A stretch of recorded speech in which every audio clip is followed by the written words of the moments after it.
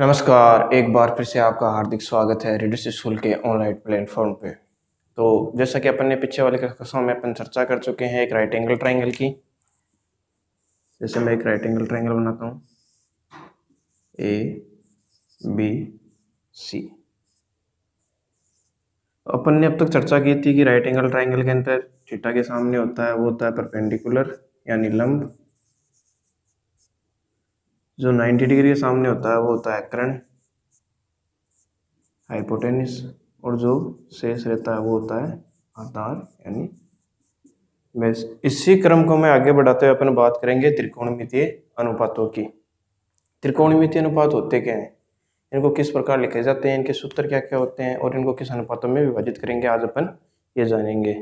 Actual में त्रिकोणमितीय अनुपात होते हैं कि जैसे एक ट्राइंगल है, ये राइट एंगल ट्राइंगल है, इसके अंदर जो ये भुजाएं हैं, इन भुजाओं के अनुपात को दर्शाने के लिए त्रिकोणमितीय अनुपातों का प्रयोग किया जाता है। जैसे मैं बात कर लूँ, यहाँ पे मैंने लिख दिया लंब बट्टे कर्ण। तो ये दो साइड्स हैं AB और AC।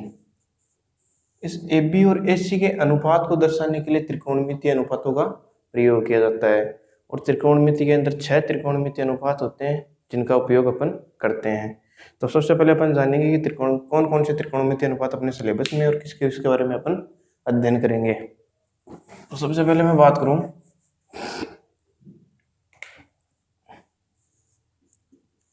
साइन, कोस, टेन, कोट, सेक और कोसेक।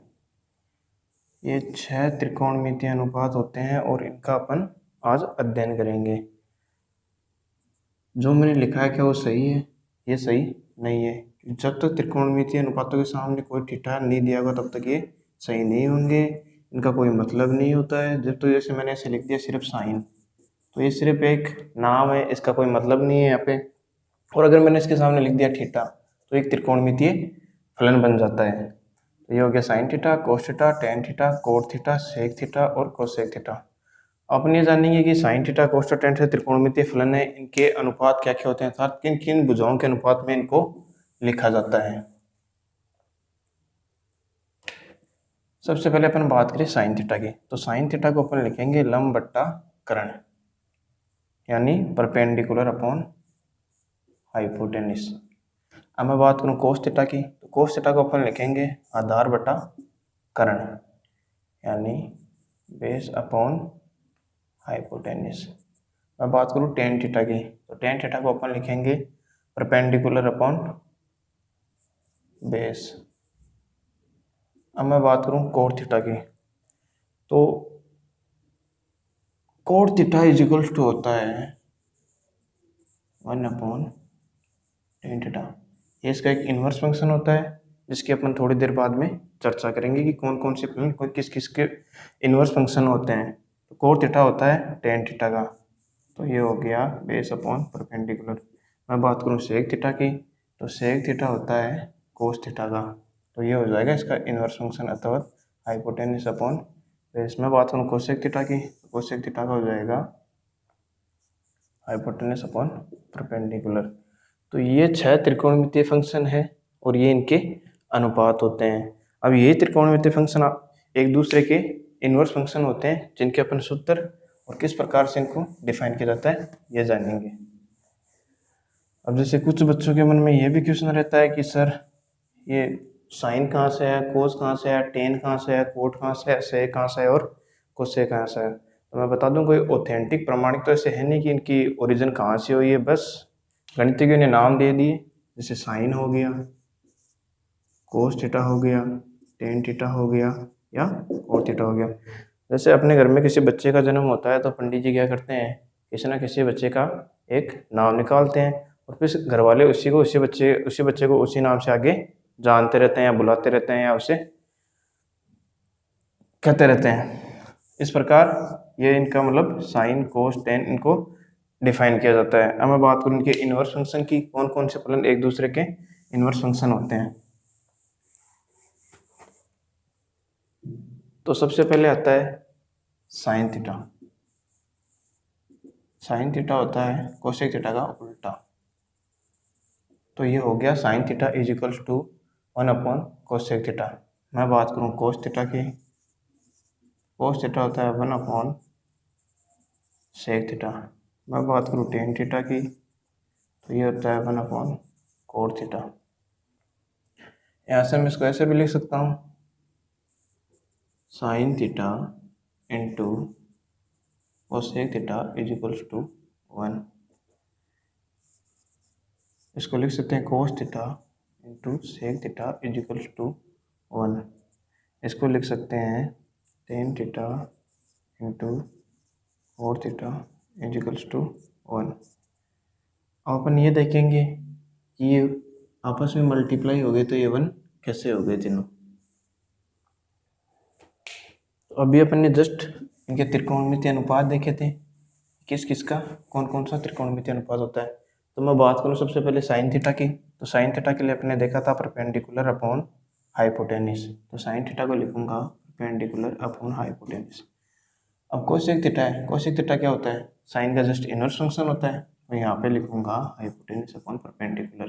परपेंडिकुलर से परपेंडिकुलर कैंसिल आउट हो गया, हाइपोटेनिस से हाइपोटेनिस आउट हो गया, तो ये आ गया 1 है। इस प्रकार साइन थीटा और कोस थीटा की वैल्यू 1 हो जाती है। इसी प्रकार मैं बात करूँ कोस थीटा और सेक थीटा की। तो कोस थीटा क्या था, base upon hypotenuse. Sec theta इसका इनवर्स फंक्शन होता है, तो अपन इसको लिख देंगे हाइपोटेनिस अपॉन बेस। इससे कैंसिल आउट ये इससे और आ गया 1। मैं बात करूँ टेन थीटा की, तो टेन थीटा क्या होता है, परपेंडिकुलर अपॉन बेस, और कोट थीटा क्या है, इसका इनवर्स फंक्शन है।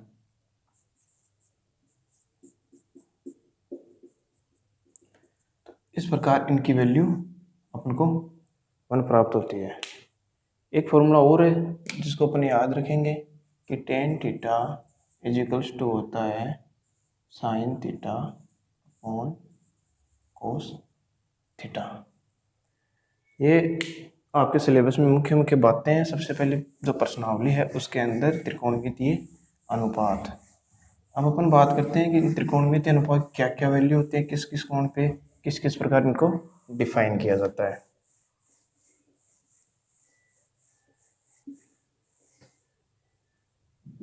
तो सबसे पहले अपन जानते हैं, जैसे मैं यहाँ पे बात कर लूँ कि ये तो हो जाते हैं अपने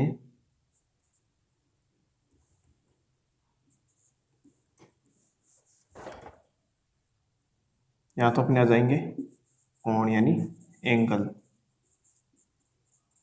मैं बात करूँ 0 डिग्री, 30 डिग्री, 45 डिग्री, 60 और 90 की। यहाँ पर अपन बात करेंगे किस किस त्रिकोणमितीय एंगल के लिए, किस किस त्रिकोणमितीय अनुपात के लिए अपन इनको मतलब इनके जो सारणी होती है, जिनके मान होते हैं, साइन 0 का क्या होगा, साइन 30 का क्या होगा, साइन 60 का क्या होगा और साइन 90 का क्या होगा। सबसे पहले मैं बात करूँगा यहाँ पे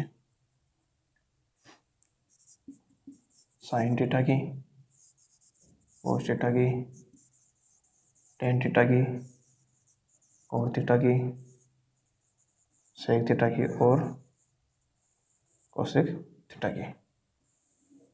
ये हो गई त्रिकोणमितीय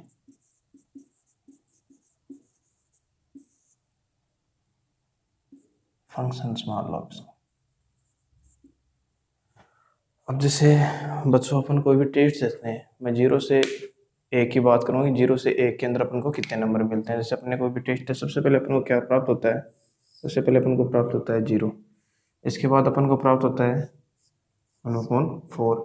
इसके बाद अपन को प्राप्त होता है 1/2। इसके बाद होता है 3/4 और उसके बाद अपन को 1 नंबर पूरा मिलता है। अगर मैं इन सब का अंडर रूट कर दूँ, जैसे इसका इसका इसका, तो अंडर रूट 0 की वैल्यू होती है 0, इसकी होती है 1/2, इसकी होती है 1/√2, इसकी होते हैं √3/2 और इसकी होती है 1। तो ये जो वैल्यू आई है ये आई है साइन की। इसमें अपन को किसी प्रकार का कोई रेक्टिफिकेशन की जरूरत नहीं है कि सबसे पहले साइन की वैल्यू को किस प्रकार ज्ञात किया जाता है। अपन ये जनरल चीज ये याद रख लेंगे कि अपन को जैसे अपने कोई भी टेस्ट किया तो सबसे पहले अपन को क्या प्राप्त होता है, सबसे पहले अपन को 0 होता है, फिर अपन 1/4 नंबर प्राप्त होते हैं, फिर हाफ होता है, फिर 3/4, फिर और इसका अंडर कर देंगे तो √4 की वैल्यू हो जाती है 2, √2 का √2 हो गया, और यहाँ पे 4 का तो हो गया, √4 का तो हो गया 2, और √3 ऐसे का ऐसे रहेगा। सबसे पहले मैं ये वैल्यू पुट कर देता हूँ साइन के लिए, तो साइन 0 डिग्री की वैल्यू हो जाएगी 0, 1/2, 1/√2, √3/2 और 1। अब क्या होगा कि अपन को ज्ञात करनी है कोस के लिए, तो कोस के लिए सीधी सी बात है, जो साइन की वैल्यू है उसको जस्ट उल्टा कर देंगे, यानी यहाँ से इस कोने से लेंगे और इस कोने में लिख देंगे, तो लिखेंगे 1, फिर लिखेंगे √3/2, फिर लिखेंगे 1/√2, फिर लिखेंगे 1/2, फिर लिखेंगे 0। जैसा कि मैंने आपको थोड़ी देर पहले बताया था कि tan theta is equals to होता है sine theta upon cos theta. तो अपन को वैल्यू किस काहे की याद करनी है, tan थीटा की,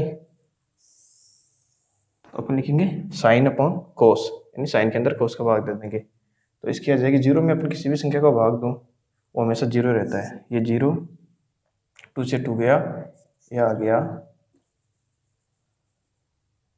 1/√3, पूरा कैंसिल आउट हो गया 1, ये हो गया √3, और 1/0 का फॉर्मेट हमेशा इन्फिनिटी के बराबर होता है, मतलब ये अनंत होता है। अगर 0 किसी भी संख्या के नीचे आ जाता है तो हमेशा इन्फिनिटी बनता है, तो ये आ गया इन्फिनिटी। अब कोड के लिए क्या करेंगे, कोड के लिए अपन जस्ट tan का इनवर्स लिखेंगे, कि अपन ने देखा था tan और कोड एक दूसरे के इनवर्स फंक्शन है। जो 90 डिग्री की है वो 0 डिग्री के लिए हो जाएगी, तो यहाँ पे आ गया इन्फिनिटिव, यहाँ पे आ गया √3, 45 के लिए 1, यहाँ पे 1/√3 और यहाँ पे 0। अब मैं बात करूँ कि अपन सेक थीटा की किस प्रकार ज्ञात करेंगे, तो सेक थीटा किसका इनवर्स फंक्शन था, सेक थीटा था कोस थीटा का, तो इसको लिखेंगे अपन 1 के अपॉन में, मतलब sec theta is equals to 1/cos theta. तो सबसे पहले देखेंगे, तो कोस की वैल्यू अपन देखते हैं सबसे पहले 1, तो यहाँ पे देखेंगे 1।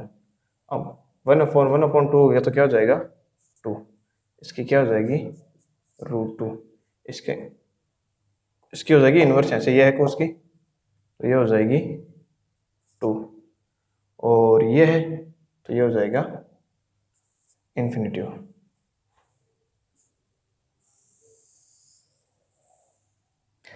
अब मैं बात करूंगा कोसेक की, तो कोसेक को अपन एक तरीका तो ये है कि आप साइन का इन्वर्स कर दो, या एक तरीका है कि जो सेक थीटा की टेबल है उसको जस्ट उल्टा लिख दो, तो इन्फिनिटी 2 √2 और यहाँ पे आ जाएगा, सॉरी अपन ने एक गलती कर दी, अपन ने क्या हुआ यहाँ पे साइन की टेबल को देख लिया, जैसे हमने सेक थीटा के अंदर इसका उल्टा किया तो यहाँ पे आएगा, इसका जस्ट इन्वर्स होगा, तो यहाँ पे आ जाएगा 2/√3, ये √2 सही है, ये 2 सही है, ये सही है, हाँ, और यहाँ पे आ जाएगा 2/√3 और यहाँ पे आ जाएगा, तो ये 6 फंक्शंस है और ये 6 फंक्शंस की वैल्यू होती है, अर्थात इनको इस प्रकार से साइन 0 डिग्री के लिए आपको पूछेगा, साइन 30 डिग्री या cos 45 या tan 60 डिग्री या cosec 90 डिग्री की अपन इसके अंदर बात करेंगे। जैसे मैं आपको एक क्वेश्चन कराता हूँ, जैसे इसको तो कर देते हैं सब।